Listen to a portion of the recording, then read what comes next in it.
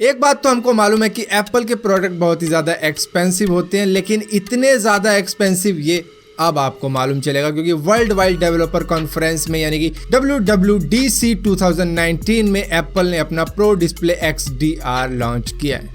सही है, लेकिन इसके लिए स्टैंड आपको अलग से खरीदना पड़ेगा जिसका नाम होगा द प्रो स्टैंड। इससे आप टिल्ट भी कर सकते हो, रोटेट भी कर सकते हो, लैंडस्केप मोड में भी ले जा सकते हो अपने मॉनिटर को, और इसी के साथ साथ पोर्ट्रेट मोड में भी ले जा सकते हो। लेकिन टिम कुक भाई साहब ने इसकी कीमत लगाई है करीबन 70,000 रुपये इंडिया के।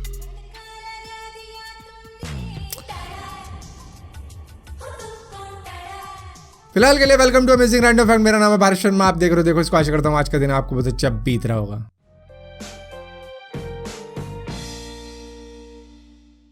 यूके की यूनिवर्सिटीज अब अपने स्टूडेंट्स के सोशल मीडिया डाटा को भी स्टडी किया करेगी, ताकि वो ये देख सके कि कोई स्टूडेंट डिप्रेशन में तो नहीं है और या फिर वो कहीं कोई सुसाइड अटेम्प्ट तो नहीं करने वाला है। मोबाइल फ़ोन की टेक्नोलॉजी आने के बाद में अब लोगों ने टेलीविज़न को देखना बहुत ज़्यादा कम कर दिया है। उनकी लाइफ में अब ज़्यादातर कंटेंट वो सिर्फ मोबाइल पर ही देख लेते हैं, जिस वजह से एक स्टडी बताती है कि पहली बार अब ऐसा लग रहा है कि टीवी की यानी कि टेलीविजन की डेथ होनी शुरू हो चुकी है। क्लाइमेट चेंज को रोकने के लिए कई देश बड़े बड़े काम कर रहे हैं, बहुत बड़े बड़े प्रोजेक्ट्स चल रहे हैं, जहाँ पर कई देशों का एक पूरा संगठन मिलकर 2030 या 2050 तक का एम रखकर काफी कुछ करने का तय कर रहा है। लेकिन आने वाले 5 सालों में इसका असर बड़ी कंपनीज को देखने को मिलेगा, जो करीबन $1 ट्रिलियन का लॉस सहेंगी, क्योंकि उनको बंद करने पड़ेंगे अपने वो सभी बड़े बड़े कारखाने जो कि सबसे ज्यादा पॉल्यूशन करते हैं। ये बात तो जग जाहिर है कि चाइना के अंदर एयर पोल्यूशन बहुत ज़्यादा है, लेकिन इसके लिए उसने काफ़ी कुछ कड़े कदम भी उठाए हैं, और इसी के साथ साथ उन्होंने दुनिया का सबसे ऊंचा एयर प्यूरिफायर भी तैयार कर लिया है, जो कि एक एंटी स्मोक टावर है, जो कि करीबन 100 मीटर यानी कि 228 फीट का है, जो कि हर दिन करीबन 10 million cubic metre fresh air produce कर सकता है। हिचकी तो हम सभी को आती है, लेकिन 5-10 मिनट बाद चली भी जाती है। लेकिन इस दुनिया में सबसे ज़्यादा हिचकी लेने वाले व्यक्ति का नाम है चार्ल्स ऑसबॉर्न, जिन्होंने 68 ईयर्स तक हिचकी ली है। शुरुआती दिनों में ये 40 बार हिचकी लिया करते थे 1 मिनट में, लेकिन जैसे जैसे इनकी उम्र बढ़ने लग गई इनकी हिचकी कम हो गई, जो हो गई 20 मिनट में 1 बार। और अगर इन सभी को कैलकुलेट किया जाए तो इन्होंने अपनी पूरी जिंदगी में करीबन 60 करोड़ बार हिचकी ली है। जिस तरीके से लोग मुंबई के अंदर रहते हैं, जहां पर बहुत ही घिचपिच रहती है, और इसी के साथ साथ फ्लैट्स में ज़्यादा लोग रहते हैं, और इसी तरीके से अगर पूरी इंडिया की पॉपुलेशन रहने लग जाए तो ये सारी पॉपुलेशन पूरे हरियाणा में समा सकती है। तो इस फैक्ट को थोड़ा गौर से सुनना और समझना, और उसके बाद में बताना क्या ये सही हो रहा है या गलत हो रहा है इस रिसर्चर के साथ में।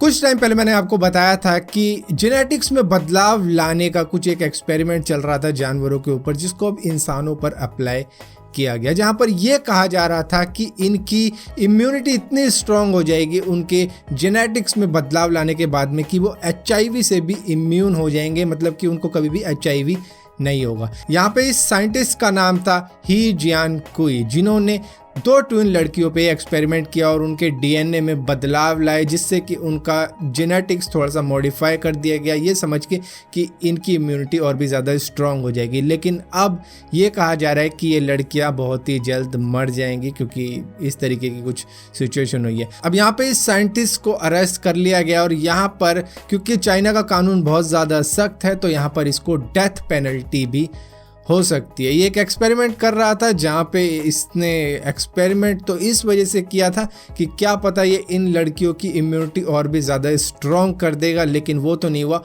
उल्टा हो गया, जिस वजह से अब यहाँ पे इसको डेथ पेनल्टी भी मिल सकती है। इस दुनिया में हर एक जानवर की एक अपनी इम्पोर्टेंस है। जैसे कि आप टाइगर को ले लो, अगर वो जंगल में ना हो तो हिरणों की प्रजाति बहुत ज़्यादा बढ़ जाएगी। सांप को ले लो, अगर सांप इस धरती पे ना हो तो चूहों की पॉपुलेशन बढ़ जाएगी, मेंढकों की पॉपुलेशन बढ़ जाएगी, और इसी के साथ साथ बर्ड्स ना हो तो कीट पतंगों की पॉपुलेशन बढ़ जाएगी। तो ये सब बैलेंस करने के लिए, लेकिन मिशिगन के अंदर प्रेडिटर की कमियां हो गई थी, मतलब शिकारी जानवरों की कमी हो गई थी, जिस वजह से वहां पर मूस की पॉपुलेशन काफी ज्यादा बढ़ चुकी थी, क्योंकि वहां पे कोई प्रेडिटर था ही नहीं। जिस वजह से 4 कैनेडियन ग्रे वुल्फ को हेलीकॉप्टर से एयरलिफ्ट करके मिशिगन में छोड़ दिया गया, ताकि वो मूस की प्रजाति को बैलेंस कर सकें। कनाडा के अल्बर्टा में 2017 में एक घर में आग लग गई थी जहां पर सभी की जान बचा ली गई थी। लेकिन ये जान क्यों बची थी? क्योंकि घर के अंदर एक पालतू बिल्ली मौजूद थी और उसने अपने घर के सभी मेंबर्स को काट लिया था कि खड़े हो जाओ आराम खोरो,